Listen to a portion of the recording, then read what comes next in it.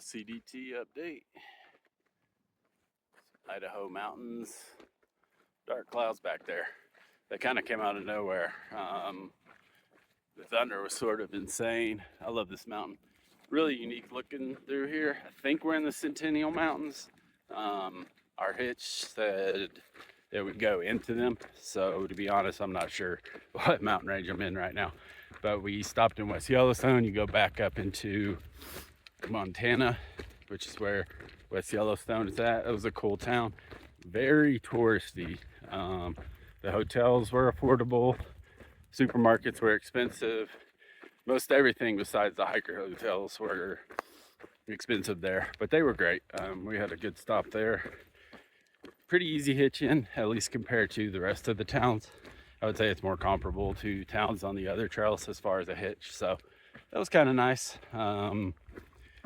So yeah, you go into Montana, go into West Yellowstone, then when you come back out, you go back into Idaho, start hiking again, and you climb straight up. So we had the longest climb that we've had in a while, which was kind of nice to get back into the mountains.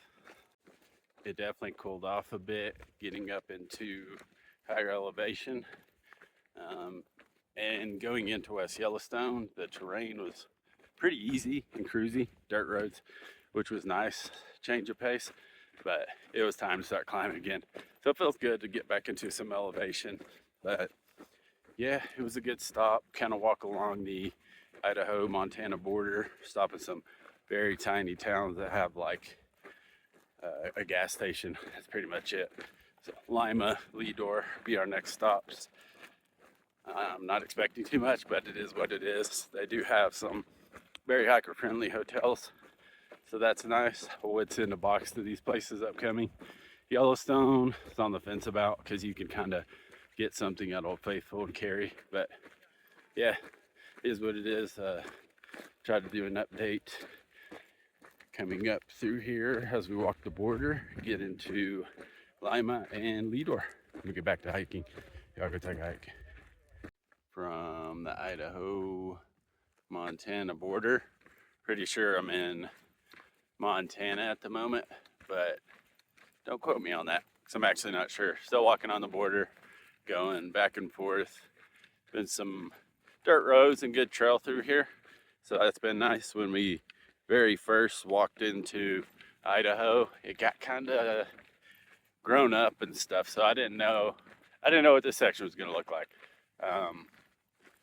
That's how I kind of hike everything. I don't look too far ahead, because I like being surprised by what's to come. So kind of walked into higher mountains out of West Yellowstone with a lot of overgrowth, and then back to sagebrush type stuff. So reminds me more of a high desert section, but it is nice. There's been plenty of water, tons of views, great sunrises, great sunsets.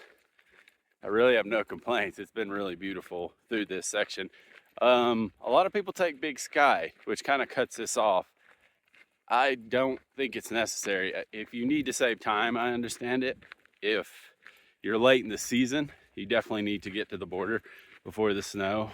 But as far as skipping this section, I would say don't. Absolutely don't. It cuts off about 300 miles if you take the Big Sky alternate. And like I said, that's more of a weather thing, and maybe some people are just tired of walking at this point, or they don't feel like they have it in them to do the miles. But I highly recommend doing Montana Ho, as they call it, which is the section, the Montana-Idaho border. This landscape is absolutely gorgeous. I'm not sure what the negative hate on this section is. I think it is just that people are tired and they don't want to walk, so they take the Big Sky. I'll just be blunt. I think that's all it is. People don't want to do the miles. But all that aside, highly recommend it. Absolutely beautiful. You go into Lima, then Leadore. It is Lima, not Lima. I thought it was Lima, but all the towns out here are not the way I would pronounce them. So it's not like Lima, Peru. It is Lima. It was kind of hard getting in there. Tried to hitch for about an hour. It's on the interstate, so it's understandable that people don't really want to pull over. There's nothing there but a hotel and a gas station. But the hotel's nice. The gas station is well stocked. It is very expensive. So as far as Lima is concerned, definitely send a box there. You'll be glad you did. I think Leadore is the same way. It's a little bigger than Lima. A little harder to get into actually because it's a dirt road that cuts into there. So you are probably going to end up paying for a shuttle, which in my opinion is overpriced. All that aside, the town of Lima was super cool. Went to Pete's Steakhouse. Absolutely amazing steakhouse. There's two people that run it there that sell prime steaks. Highly recommend it. Hadn't really had a high quality meal since I've been on trail. It's mostly been hamburgers, pizza, which I'm fine with. There's been a lot of really good restaurants that serve food like that, or burritos, things like that. New Mexico, of course, was super great, but getting a nice steak and potato dinner, had a big box of fruit, or I could grab fresh fruit on the way out for guests. It is a little pricey if you want a steak, but they do other things like pizza, steak sandwich. It's small. There's only like 5 real tables in the place and then a bar you could sit down at. So yeah, highly recommend Pete's Steakhouse. It's the only restaurant in town. Luckily, absolutely amazing. The gas station is expensive. You could get frozen food there though and cook it. So it is what it is. It's one of those little towns where there's not much there. They got to drive like an hour to bring stuff in. Closest Walmart from there was 100 miles, just to give you an idea of how far out there it is. The hotel was super nice. Like I said, the only real negative thing I have to say is that the shuttle seemed overpriced. Seemed like they were really gouging because they knew you had no choice. But other than that, loved Lima. Super great place to stop. Kind of still in the bubble, so it was nice to see people there. The Nobo and Sobo bubbles have kind of intersected, so that's been cool. Saw like 12 Sobos the other day, which was a lot of people. We were seeing a trickle, like 1 or 2 a day when we got to Yellowstone, and then yeah, turned into like 20 hikers, Nobo and Sobo combined there. So recommend Lima, recommend sending a box, highly recommend walking this border section. Don't skip it. Unless you have a good reason to skip it, don't skip it. I really can't say enough about how unique and beautiful this area is, and I don't see why you'd want to miss out on it. So that's my update. We'll be in Leadore in a few days. After that, it's bigger towns. So you kind of have Lima, Leadore, which is basically gas station towns, not a lot there. And then you hit bigger towns. So have an update after Leadore. I'm gonna get back to hiking this beautiful scenery. Y'all go take a hike. Quick CDT update. See, the mountains out there are hazy. It's coming from smoke. I was actually told that the smoke is coming over from Oregon. Oregon has a bunch of massive fires. There are some fires in Montana, and I think there are a couple in Idaho too. Thought that's where the smoke was coming from. It's actually coming from Oregon, apparently. So there's actually been a couple people that have decided to get off trail because the smoke's been so bad. It has been heavy. You could definitely feel it in my lungs. People who have any sort of breathing issues, it's definitely that thick. It's definitely to that point, unfortunately. No fires have kicked me off trail though, so I'm still counting myself lucky getting through this and the PCT so far. See it a little more. Really hazy. You can look directly at the sun a lot of times going through here, which makes for good colors, but not healthy.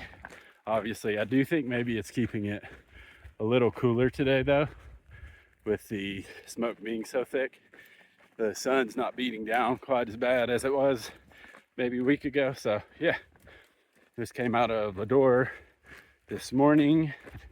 Kind of forced to take the shuttle up. It's a dirt road. You could hitch it. I just don't know how far you'd be sitting there, but people were super nice. Hitch is overpriced. Is what it is. 20 bucks a head. Not really worth 20 bucks. It's not that far off trail. It's like a 15-minute drive up a gravel road, maybe 20 minutes if you go slow. You could do it in a regular car. People made it sound really bad. I don't know these are just people from big cities making these comments because the road's not washed out. It's not potholy. It's not that bad. They're just charging you 20 bucks because they can. I'll just be blunt about it. But Leadore was cool otherwise. The depot, the restaurant there is amazing. Probably the best value for food I've had since New Mexico. So shout out to the depot. Definitely go down there and do that. You can get a box sent to the Mustang. The Mustang's also added $5 a week, I think. They didn't used to do that at the beginning of the season. So middle of the season, they've added a fee, which I didn't really think was cool, but whatever. Lima and Leadore. So it's Leadore. I also learned that too. It's not Leadore, it's not Leadore, it's Leadore. It's 2 words. It's literally named after Leadore. So everyone was saying it wrong, everyone I asked. But finally got confirmation on how to pronounce that. They're all the way you wouldn't think they're pronounced. So anyway, cool town. You can send a box, definitely send a box.